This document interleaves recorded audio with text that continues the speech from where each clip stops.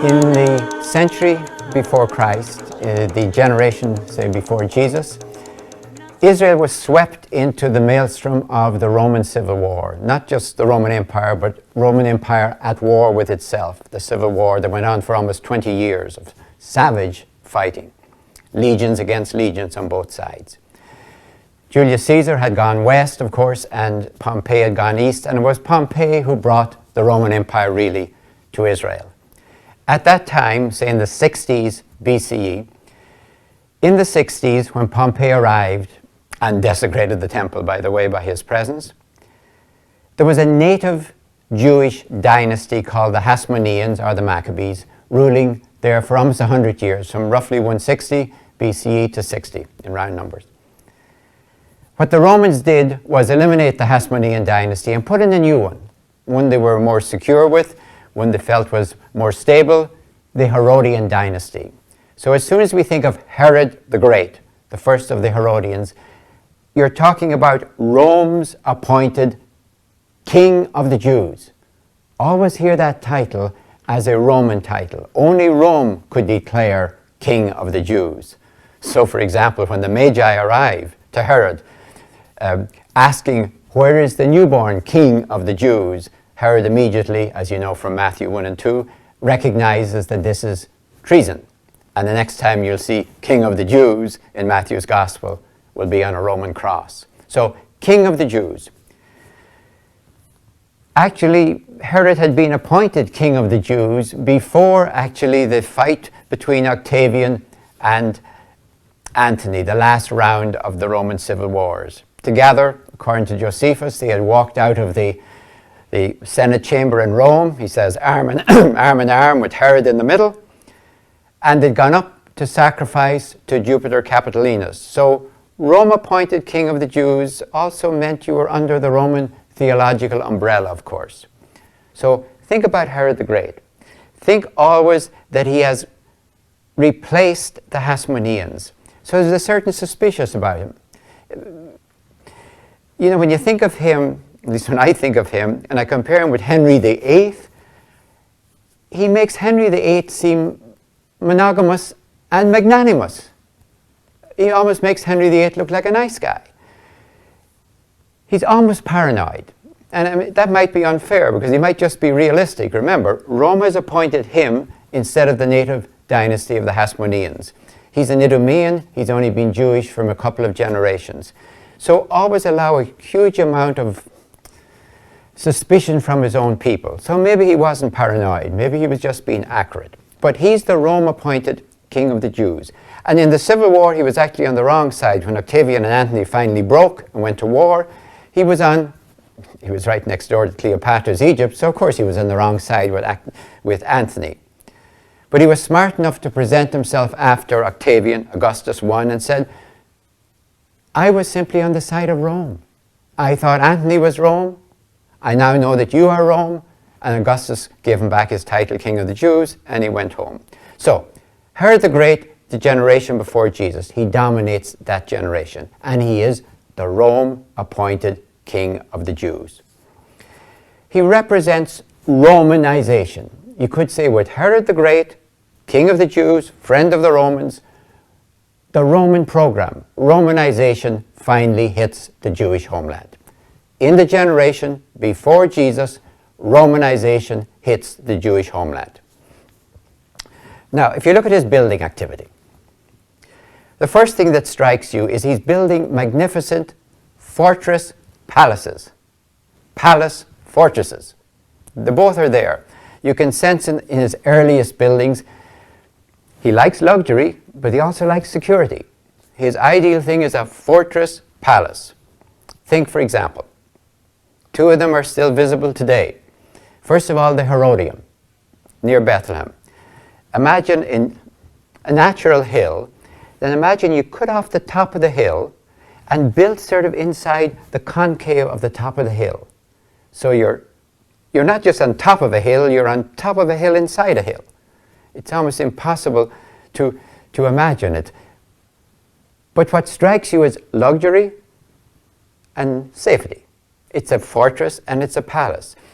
So when you look at his earliest building activity, what strikes you again is he's not very secure.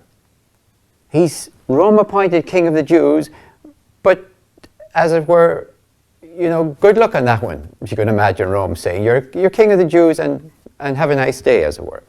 So think of a second one, Masada. The Herodium, Masada. I mean, it still is an awesome sight today. It's right on top of a butte. It's on top of a rock that comes right up from the desert, magnificent view in all directions of the desert and towards the Dead Sea. It's magnificent, even in ruins today. But it's right up on top. You cannot imagine. It makes the Herodium actually look like a minor thing. On top of Masada, he built a palace, as luxurious as you can imagine, in the most defensible place you could imagine, right up on top of it. And his view, if you imagine him in his palatial dining room, out all over the desert, in all directions, and over the Dead Sea. But again, you're back. Fortress, palace, palace, fortress. But he does other things as well. Under Herod the Great, two of the greatest building projects in the ancient world, bar none, were going on at the same time in Little Israel. World class by any norms. I suppose if you thought of Rome itself, the city I mean, as a giant construction site, you could say there was something bigger going on there. But the building of the what would you call it? The port city of Caesarea Maritima, we call it, Caesarea on the coast. So he's building a new city. There has been no real city there before, a whole new city from scratch, and he's building a state-of-the-art, all-weather port. This is Romanization, because Romanization worked by all-weather ports, all-weather roads, all-weather bridges. He calls the city Caesarea. You want to say, okay, we get it, Caesarea. But even the port is called Sebastos, which is the Greek word for Augustus. It's a huge port, great moles going out into the Mediterranean, protecting shipping. They could come in there. Probably wouldn't rival Alexandria, but it's coming close. So that's one thing he builds. That's for his Roman masters. We're getting with your system. What about his own subjects, his own people? For them, he rebuilds the temple in Jerusalem. He builds a plaza, a new plaza around the temple.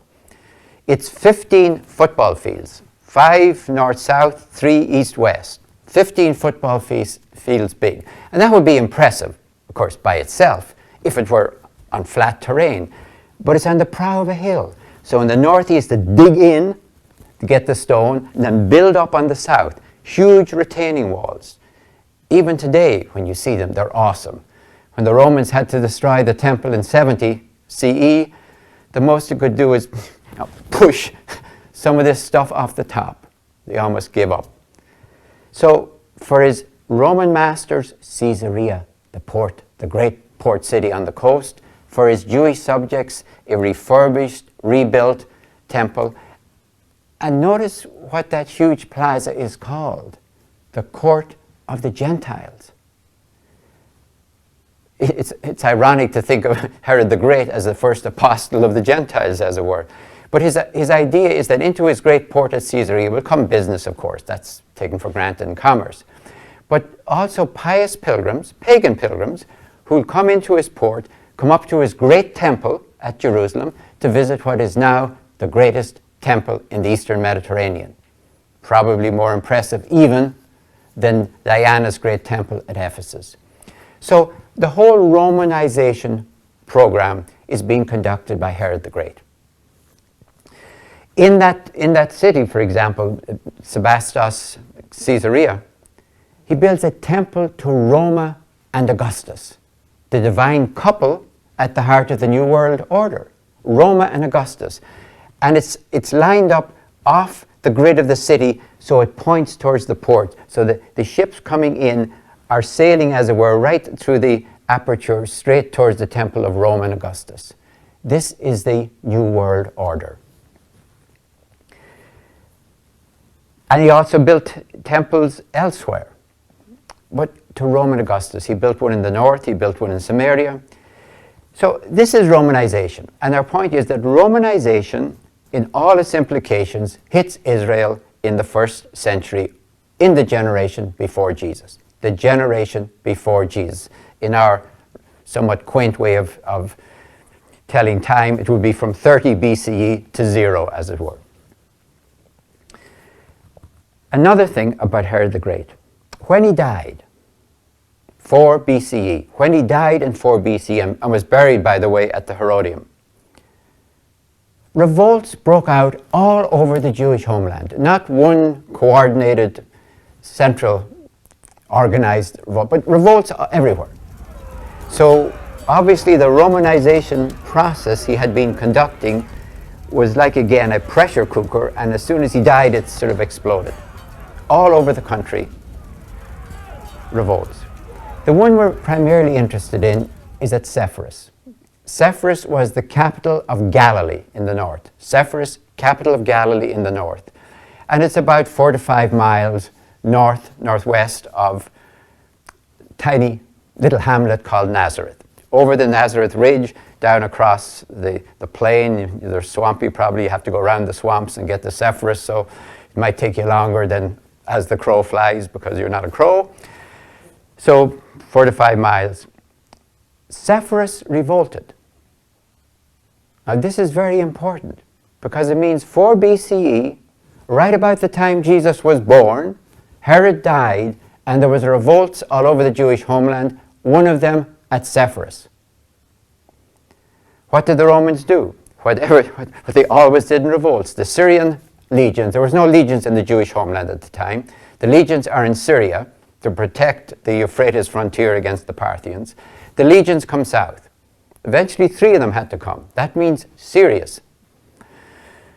Now when the Roman legions marched, they were obviously denuding their Euphrates frontier, so they came punitively. They came to teach you a lesson. We will put down your revolt and we will teach you a lesson, and we won't have to come back for 2 generations. Look at the dates. They came in 4 BCE, they came in 66, they came in 132.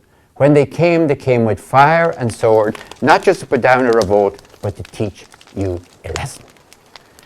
So try and imagine when a legion came east from Ptolemais on the coast against Sepphoris in 4 BCE, about the time Jesus was born, and they burned it to the ground and they enslaved this population, which means the men were killed, the women were raped, and the children were enslaved. Try and imagine what would have happened to a tiny adjacent village like Nazareth. Not that it had anything particularly worthwhile to rob, but they're going to just go right across this village, and if the men do not escape, they will be killed, and if the women do not escape, they will be raped, and if the children don't escape, they will be enslaved. So Jesus grew up right after the village, had been part of the legionary attack. Now I really cannot imagine that the main topic of conversation as Jesus was growing up in Nazareth was not about the day the Romans came. It must have been the major subject. I'm presuming that the villagers of Nazareth were able to flee and hide because they had done this so often. I'm presuming that most of the people escaped the Roman wrath. But the subject must have been the Roman Empire. So don't think about Jesus not knowing about the Roman Empire, that there's some kind of mythical beast way over there at the other end of the Mediterranean. They're the people that were in the backyard of his tiny native village just about the time he was born. And it must. I'm saying must. I cannot prove this. It must have been the major topic of conversation. So Jesus, growing up, must have had to ponder, where was God on the day the Romans came? We were fighting for God. Why did the Romans win? What does this tell me about God? What does this tell me about empire? What does this tell me about violence?